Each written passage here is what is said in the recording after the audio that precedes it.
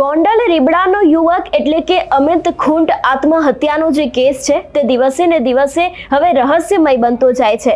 આપણે એક ફરિયાદ પણ જોઈ હતી કે જેની અંદર અનેક એવા નામ સામે આવ્યા હતા અને ખાસ કરીને જે તેમના ખિસ્સામાંથી એક નોટ મળી હતી એ નોટની અંદર રાજદીપસિંહ રીબડા અને તેની સાથે અનિરુદ્ધસિંહ રીબડાનું પણ નામ ક્યાંક સામે આવ્યું હતું, પરંતુ ક્યાંક હવે આ જ મામલે અનિરુદ્ધસિંહ રીબડાનો સૌથી મોટો ખુલાસો સામે આવ્યો છે। શું છે સમગ્ર વિષય જોઈશું આજના આ વિડીયોમાં। નમસ્કાર, હું હંસિની અને તમે જોઈ રહ્યા છો નિર્ભય ન્યૂઝ।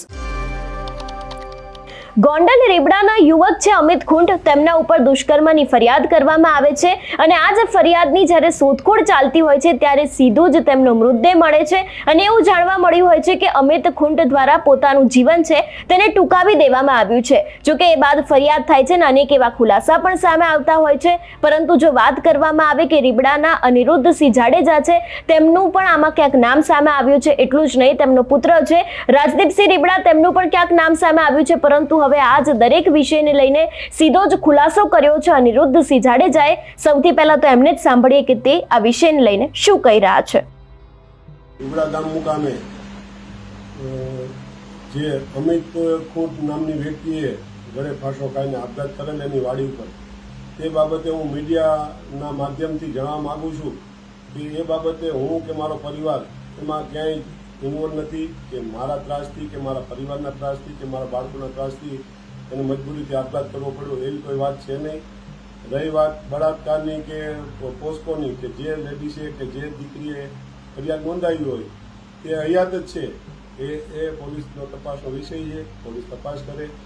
મેં કે મારા પરિવારે કે મારા બાળકોએ કે મારા કોઈ મિત્ર સર્કલે જો એમાં કંઈ ઇન્વોલ્વ હોય અને અમારું કંઈ નામ આવે તો તમ તારે હું ગમે ત્યારે હાજર થવા માટે તૈયાર છું। પરંતુ આ આખું કાવતરું જયરાજનું છે, ગોંડલના માજી ધારાસભ્યનું, અને એ અમને મારા પરિવારને ગમે એ રીતે એન કેન પ્રકારે હેરાન કરવા માટેનું આ એક કાવતરું છે। કારણ કે જે સુસાઇડ નોટ મળી આવેલ છે મરનારની, એ સુસાઇડ નોટમાં ઘણા બધા ચેડા કરેલા છે, ઘણા બધા પાનામાં ફેરફાર છે। પહેલાં સવારે વર્કશોપના માધ્યમથી જાણવા મળ્યું કે ભાઈ એક એને લખેલું હતું કે ભાઈ મારા પરિવારનું, મારી પત્નીનું ધ્યાન રાખજો, અને મારા એના મોબાઈલ નંબર લખેલા હતા।